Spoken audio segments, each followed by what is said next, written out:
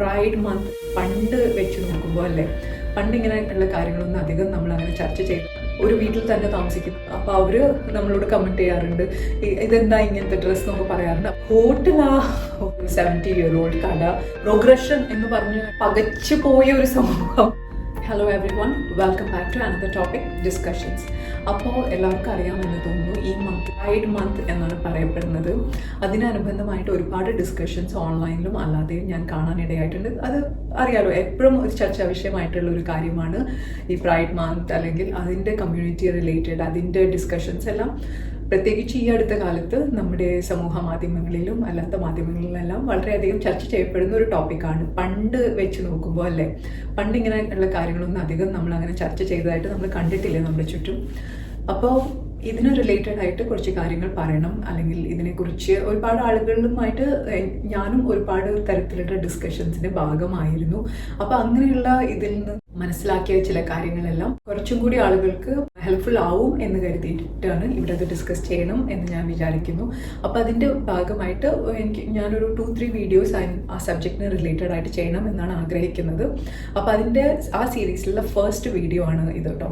അപ്പോൾ ആ ടോപ്പിക്കിൽ എത്തുന്നതിന് മുന്നേ നമ്മുടെ സമൂഹം എങ്ങനെയായിരുന്നു, എങ്ങനെയാണ് എന്നുള്ളതിൻ്റെ ചെറിയ ഒരു ഇൻട്രോ അല്ലെങ്കിൽ ഒരു ചെറിയൊരു ഡിസ്കഷൻ ചെയ്യണം എന്ന് എനിക്ക് തോന്നി. അപ്പോൾ ഒരു 40 years മുന്നേ ഒക്കെ നമ്മുടെ കേരളത്തിൽ ഞാൻ വരുമ്പോൾ എൻ്റെ വ്യൂസ് എന്ന് പറയുമ്പോൾ ഇപ്പോൾ ഒരു എക്സ്റ്റേണൽ ഫാക്ടർ എങ്ങനെയാണ് കേരളത്തിന് വ്യൂ ചെയ്യുന്നത് എന്നതിൻ്റെ അടിസ്ഥാനത്തിലായിരിക്കും. അവിടെ ജനിച്ചു വളർന്ന് ഏത് സ്ഥലം എടുത്താലും അവിടെ ജനിച്ചു വളർന്നു വരുന്ന ഒരാൾക്ക് എത്രമാത്രം ചേഞ്ചസ് വരുന്നുണ്ടെന്ന് ഒരു പക്ഷേ ഇമ്മീഡിയറ്റ്ലി റെക്കഗ്നൈസ് ചെയ്യാൻ പറ്റി എന്ന് വരില്ല. അത് ദാറ്റ്സ് യൂഷ്വൽ അല്ലേ.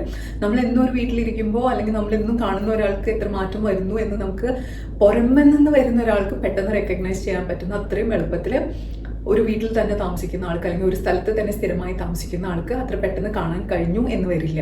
അപ്പോൾ അതുകൊണ്ട് തന്നെ ഞാൻ എപ്പോഴും ഒക്കേഷണലി ആണ് കേരളം വിസിറ്റ് ചെയ്തിട്ടുള്ളത്. അപ്പോൾ അതുകൊണ്ട് തന്നെ ഒരു കൃത്യമായ മാറ്റം എനിക്ക് പെട്ടെന്ന് റെക്കഗ്നൈസ് ചെയ്യാൻ പറ്റാറുണ്ട്. കാരണം പുറമേ നിന്ന് വരുന്നത് കൊണ്ട് എപ്പോഴും ഒരു എക്സ്റ്റേണൽ എൻറ്റിറ്റിയുടെ ഇവാലുവേഷൻ അല്ലെ. ഇപ്പം നമ്മളൊരു കമ്പനിയിലെല്ലാം എപ്പോഴും എന്തെങ്കിലും ഒരു ഇത് വന്നു കഴിഞ്ഞാൽ നമ്മളൊരു എക്സ്റ്റേണൽ എൻറ്റിറ്റീനെ കൊണ്ടുവന്നിട്ട് ഒന്ന് ഇവാലുവേറ്റ് ചെയ്യിപ്പിക്കാൻ നോക്കും. കാരണം അവിടെ ഉള്ളവരിനേക്കാളും ഒരു എക്സ്റ്റേണൽ ഒപ്പീനിയൻ കിട്ടുന്നത് എപ്പോഴും നമുക്ക് ചേഞ്ചസ് വരുത്താൻ കുറച്ചും കൂടി എളുപ്പമായിരിക്കും. അപ്പോൾ അങ്ങനെ ഞാൻ ഒരു 40 years മുന്നേ ഒക്കെ നാട്ടിൽ വരുമ്പോൾ ആളുകളെല്ലാം അവരുടേതായ ഒപ്പീനിയൻസ് ആൻഡ് ഒരു അവരുടേതായ ഒരു ഇതിൽ ജീവിച്ചുകൊണ്ടിരുന്ന ഒരാളുകളാണ്. പുറമേ മീൻസ് എഡ്യൂക്കേറ്റഡ് ആണ്, ലിറ്ററേറ്റ്സ് ആണ്. എല്ലാവരും മിക്കവാറും എല്ലാ വീടുകളിലും എന്നും പത്രം വായിക്കുന്നവരാണ്, അതിനുള്ള ടോപ്പിക്സിനെ ചർച്ച ചെയ്യുന്നവരാണ്. അങ്ങനെ നല്ലൊരു കമ്മ്യൂണിറ്റിയാണ്. എന്നാൽ എന്താ പറയുക, വളരെ അഡ്വാൻസ്ഡോ അല്ലെങ്കിൽ അങ്ങനത്തെ ഒരു ഇന്ന് ഉള്ള അത്ര ഒരു ഇൻഫർമേഷൻ ഓവർലോഡ് അന്ന് നമുക്കില്ല. അപ്പോൾ ആ പരിമിതികളിൽ നിന്ന് കൊണ്ടുള്ള ചിന്തകളും സംസ്കാരവും ഒക്കെ ആയിരുന്നു നമ്മുടേത്. അപ്പം അന്നും എന്താണ് ഡ്രസ്സിങ് ഒക്കെ വളരെ ഇത് ഞാൻ ഓൾറെഡി ഡിസ്കസ് ചെയ്തിട്ടുള്ളത് കൊണ്ട് ഞാൻ അതിലേക്ക് അത്രയും ഡീറ്റെയിൽ ആയിട്ട് പോകുന്നില്ല. അപ്പോൾ ഞങ്ങൾ വേറെ സ്റ്റേറ്റ്സിൽ നിന്ന് വാങ്ങുന്ന ഡ്രസ്സെല്ലാം ഉപയോഗിക്കുമ്പോൾ നാട്ടിൽ വന്നപ്പോൾ അപ്പോൾ അവർ നമ്മളോട് കമൻറ്റ് ചെയ്യാറുണ്ട്, ഇതെന്താ ഇങ്ങനത്തെ ഡ്രസ്സ് എന്നൊക്കെ പറയാറുണ്ട്. അപ്പോൾ നമ്മൾ തിരിച്ച് അവരുടെ ഡ്രസ്സും നമുക്ക് കുറച്ച് കൺഫ്യൂസിങ് ആണ്. നമ്മൾ വിചാരിക്കുന്നത് എന്താ ഇവർ മുണ്ടും ബ്ലൗസും മാത്രം ഇടുന്നത്, അവർക്കൊരു അൺകംഫർട്ടബിൾ ഇല്ലെന്ന് നമ്മൾ തിരിച്ചും ചിന്തിക്കാറുണ്ട് കേട്ടോ. നമ്മൾ ഡിസ്കസ് ചെയ്യാറില്ല അല്ലെങ്കിൽ പറയാറില്ല. കാരണം അവരെല്ലാം നമ്മളെക്കാളും ഒരുപാട് മൂത്തവരായതുകൊണ്ട് തന്നെ അവരുടെ ഡ്രസ്സിങ് നമുക്ക് ഓക്വേർഡ് ആയിട്ട് തോന്നാറുണ്ട്. പക്ഷെ നമ്മളത് ഡിസ്കസ് ചെയ്യാറില്ല, ബിക്കോസ് നമ്മളെക്കാളും ഒരുപാട് മൂത്തവരാണ്.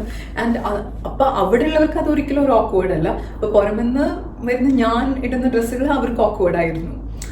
അത് ആ ഒരു കാഴ്ചപ്പാടിൻ്റെ വ്യത്യാസമാണ്. ഓരോരുത്തരും പെർസെപ്ഷൻസ് ഇസ് ഡിഫറെൻ്റ് അല്ലേ. അപ്പം ഞാൻ വരുന്ന സ്റ്റേറ്റിൽ എൻ്റെ ഡ്രസ്സ് ഇസ് നോർമൽ, പക്ഷെ ഇവിടെ ഡ്രസ്സ് എനിക്ക് നോർമൽ അല്ല. അപ്പം അങ്ങനെയുള്ള ഡിഫറൻസസ് ഒക്കെ ഇറ്റ് വാസ് ലൈക്ക് കോമൺ.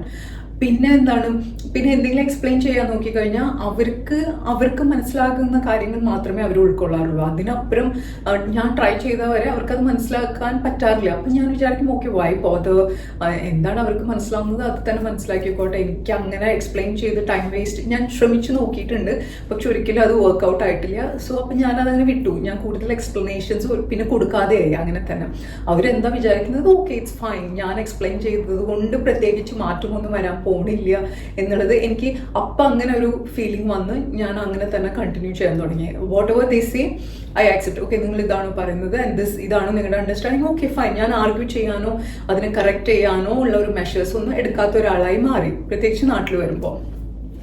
അപ്പോൾ അതിൻ്റെ ഒരു ചെറിയൊരു എക്സാമ്പിൾ ഞാൻ പറയാം.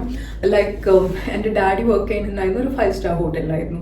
അപ്പോൾ നാട്ടിൽ വരുമ്പോൾ ഈ സ്ട്രേഞ്ച് ഡ്രസ്സൊക്കെ കാണുമ്പോൾ ആൾക്കാർ വന്നിട്ട് മീൻസ് ഇങ്ങനെ ചോദിക്കാറുണ്ട്, പരിചയമില്ലാത്തവർ, അച്ഛൻ എവിടെയാണ് ജോലി എന്നൊക്കെ ചോദിക്കുക. അപ്പോൾ നമ്മൾ പറയും അച്ഛൻ ഹോട്ടലാണ്. അപ്പം ഹോട്ടലാ എന്ന് പറഞ്ഞ് ചിരിച്ചിട്ട് ചിലപ്പോൾ കൂടുതൽ സംസാരിക്കും, ചിലപ്പോൾ കൂടുതൽ സംസാരിക്കില്ല കേട്ടോ. അപ്പോൾ ഹോട്ടലാ എന്ന് പറയുമ്പോൾ നാട്ടിൽ അന്നുള്ള ഹോട്ടൽ എന്ന് പറഞ്ഞാൽ ഒരു എന്താ നമ്മുടെ നാട്ടിലെ ഒരു ചായക്കട മാത്രമാണ് നമുക്ക് ഒരു ഹോട്ടൽ എന്ന് പറഞ്ഞു കഴിഞ്ഞാൽ നമുക്ക് അറിയണ്ടായിരുന്നുള്ളൂ. എനിക്കും അങ്ങനെ തന്നെ അറിയണ്ടായിരുന്നുള്ളൂ.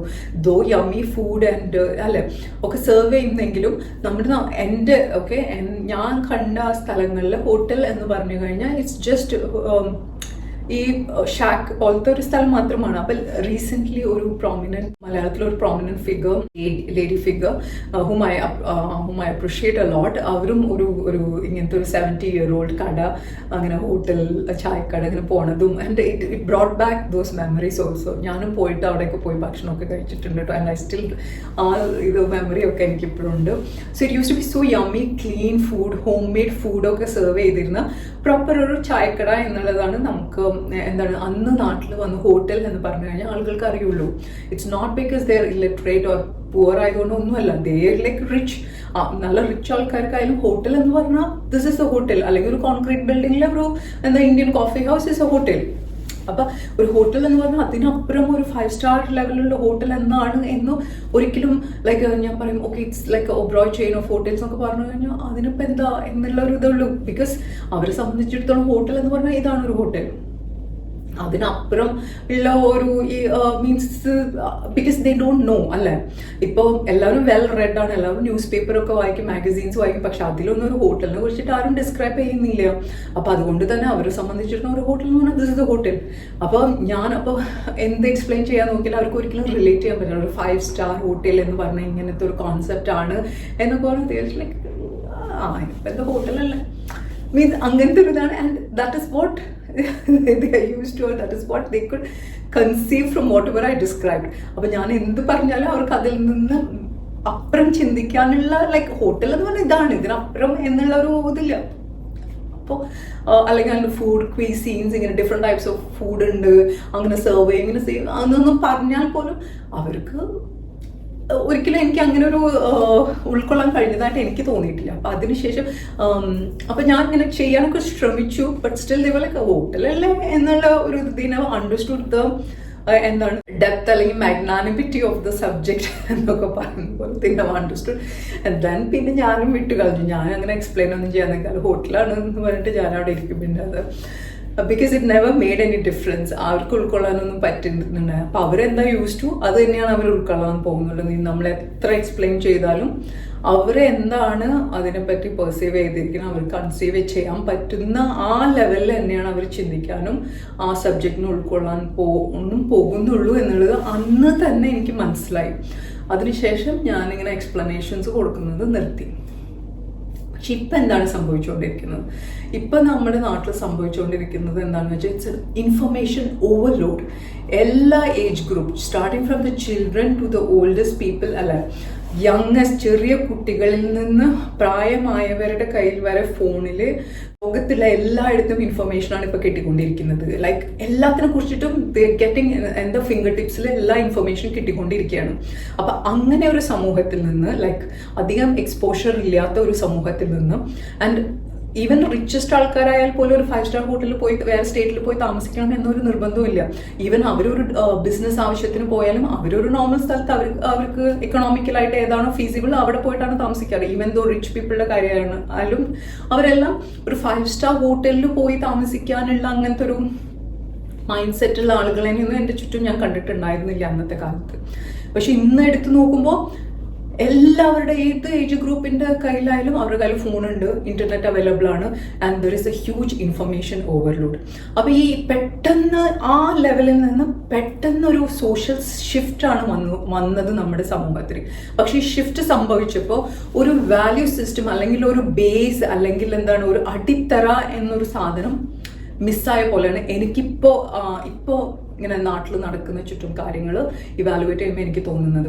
ലൈക്ക് പീപ്പിൾ വോണ്ട് ടു അത് ചെയ്യണം ഇത് ചെയ്യണം എല്ലാം ചെയ്യണം, ബട്ട് അതിൻ്റെ എന്താണ് അതിൻ്റെ പ്രശ്നങ്ങൾ എന്തായിരിക്കും, അതിന് ഫ്യൂച്ചറിൽ എങ്ങനെ നമ്മുടെ സൊസൈറ്റിനെ ഇമ്പാക്ട് ചെയ്യും, അങ്ങനെയൊക്കെയുള്ള കാര്യങ്ങളൊക്കെ മറന്നിട്ട് ഇത് അവൈലബിൾ ആണ്, അത് അവൈലബിൾ ആണ്, അത് എല്ലാം നമുക്ക് ചെയ്യണം എന്ന് മാത്രം ചിന്തിച്ച് മുന്നോട്ട് പോകുന്ന പോലെ എനിക്ക് എൻ്റെ അനാലിസിസിൽ എനിക്ക് ഫീൽ ചെയ്തു. May be I am wrong, may be I am right, I don't know. Okay, അപ്പോൾ എനിക്ക് ഫീൽ ചെയ്ത കുറച്ച് കാര്യങ്ങളാണ് ഞാനിവിടെ ഡിസ്കസ് ചെയ്യുന്നത് കേട്ടോ. അപ്പോൾ പെട്ടെന്നുള്ള ഈ ഇൻഫർമേഷൻ ഓവർലോഡിൽ ആ റിയാലിറ്റി അല്ലെങ്കിൽ ഒരു വാല്യൂ സിസ്റ്റം അതൊന്ന് മാനേജ് ചെയ്ത് പോകാൻ പറ്റാത്തൊരു കമ്മ്യൂണിറ്റി അല്ലെങ്കിൽ അങ്ങനത്തെ ഒരു സൊസൈറ്റി ആയി മാറിക്കൊണ്ടിരിക്കുകയാണ് എന്നെനിക്ക് തോന്നുന്നു. ആൻഡ് അപ്പോൾ നമ്മളതൊക്കെ കുറച്ചൊന്ന് സ്ട്രീം ലൈൻ ചെയ്ത് കൊണ്ടുവരണം. ഇപ്പോൾ പല ഡിസ്കഷൻസിലും ഞാൻ കാണുന്നത് പ്രോഗ്രഷൻ എന്ന് പറഞ്ഞു കഴിഞ്ഞാൽ കുറേ നെറ്റിൽ കാണുന്ന കാര്യങ്ങൾ അല്ലെങ്കിൽ വെസ്റ്റേണേഴ്സ് ചെയ്യുന്ന അവിടെ ഇത് വർഷങ്ങളായിട്ട് അവർ കുറേ സ്ട്രീം ലൈൻ ചെയ്ത് അവരുടെ rules and regulations and laws എല്ലാം ഓൾറെഡി ഉണ്ട്. അങ്ങനെ ഒരു പാരലൽ ആയിട്ടുള്ള കാര്യങ്ങളിലാണ് അവർ ചെയ്തുകൊണ്ടിരിക്കുന്നത്. ഈവൻ ദെൻ അവരുടെ സമൂഹത്തിൽ ഒരുപാട് മിസ്റ്റേക്സ് നടക്കുന്നുണ്ട്. ഇൻസ്പൈറ്റ് ഓഫ് ദാറ്റ് അവർ റൂൾസ് ആൻഡ് റെഗുലേഷൻസ് കൊണ്ടുവന്നിട്ട് പോലും ഒരുപാട് റോങ് ഡെസിഷൻസ് എല്ലാം പിന്നെ അവരത് കറക്റ്റ് ചെയ്ത് വീണ്ടും സൊസൈറ്റീനെ റൈറ്റ് ഡയറക്ഷനിൽ കൊണ്ടുപോകാൻ നോക്കിക്കൊണ്ടിരിക്കുകയാണ്. പക്ഷെ നമ്മുടെ അവിടെ അത് നടന്നുകൊണ്ടിരിക്കുന്ന അങ്ങനെ ഒരു സ്ട്രീം ലൈൻ ചെയ്യാനുള്ള ഒരു സിസ്റ്റം, ഗവൺമെന്റ് സിസ്റ്റം അവരത് പഠിച്ചുകൊണ്ടിരിക്കുകയാണ്. എങ്ങനെ ഈവൻ ഒന്നും പെട്ടെന്നൊരു ഇൻഫർമേഷൻ ഓവർലോഡ് വന്നപ്പോൾ ഇങ്ങനെ പകച്ചു പോയ ഒരു സമൂഹം എന്ന് പറയുന്ന ഒരു സിറ്റുവേഷൻ ആയിട്ടാണ് പേഴ്സണലി എനിക്ക് തോന്നിയത്. അതുകൊണ്ട് തന്നെ എനിക്ക് തോന്നുന്നു കുറേ കാര്യങ്ങൾ നമ്മൾ ഡിസ്കസ് ചെയ്തിട്ട് ഒരു proper value systems and proper government initiatives എടുത്ത് കുറേ കാര്യങ്ങൾ കൊണ്ടുവരാനുണ്ട്. അപ്പോൾ ചുമ്മാ ഇങ്ങനെ എന്താണ് അത് ഇതിനെ ഒരു പക്ഷേ ഈ ഇൻട്രോയിൽ എന്താണ് ഞാൻ പറയാൻ ഉദ്ദേശിക്കുന്നതെന്ന് നിങ്ങൾക്ക് കൃത്യമായി മനസ്സിലാക്കിക്കൊള്ളണം എന്നില്ല. ഇവിടെ ഞാൻ പറയാൻ ഉദ്ദേശിച്ചത് ഇൻഫർമേഷൻ ഓവർലോഡ് ആൻഡ് നമ്മുടെ റിയൽ ലൈഫ് കോൺസിക്വൻസസിൽ വരുന്ന ഒരു മാച്ച് ഇല്ലായ്മ. ലൈക്ക് എല്ലാവർക്കും ഒരുപാട് ഇൻഫർമേഷൻ കിട്ടുന്നുണ്ട്, പക്ഷേ ഈ ഇൻഫർമേഷന് എങ്ങനെ നല്ല രീതിയിൽ നമ്മുടെ സമൂഹത്തിൻ്റെ ആക്ച്വൽ പ്രോഗ്രഷന് വേണ്ടിയിട്ട് യൂസ് ചെയ്യാം എന്നതിലല്ല ഇപ്പം കാര്യങ്ങൾ നടന്നുകൊണ്ടിരിക്കുന്നത്. അതിനെല്ലാം യൂസ് ചെയ്യണം ആൻഡ് ദാറ്റ് ഈസ് പ്രോഗ്രഷൻ എന്നുള്ള രീതിയിലാണ് ഇപ്പം മുന്നോട്ട് പോയിക്കൊണ്ടിരിക്കുന്നത്. അതെല്ലാം proper value systems, proper rules and regulations and proper കാര്യങ്ങൾ സൊസൈറ്റിയിൽ ഇംബൈബ് ചെയ്ത് ഇപ്പം തന്നെ കൊണ്ടുവന്നാൽ മാത്രമാണ് ഒരു 5-10 ഇയേഴ്സിൽ ഈ ഇൻഫർമേഷൻ ഓവർലോഡ് കൊണ്ട് നമ്മുടെ സമൂഹത്തിന് ഒരു സിഗ്നിഫിക്കൻറ്റ് ഉപകാരം ഉണ്ടാവുകയുള്ളൂ. അതല്ലെങ്കിൽ എല്ലാം താറുമാറാകുന്ന രീതിയിലേക്കാണ് കാര്യങ്ങൾ മുന്നോട്ട് പോകുന്നത്. And probably in the next segments ഞാൻ ഡിസ്കസ് ചെയ്യാൻ പോകുന്ന സെഗ്മെന്റ്സിൽ കൂടുതൽ കാര്യങ്ങൾ എനിക്ക് എക്സാമ്പിൾ സഹിതം റിവീൽ ചെയ്യാൻ പറ്റുന്നതായിരിക്കും എന്ന് ഞാൻ കരുതുന്നു. So as always thank you for your time here until we meet next time.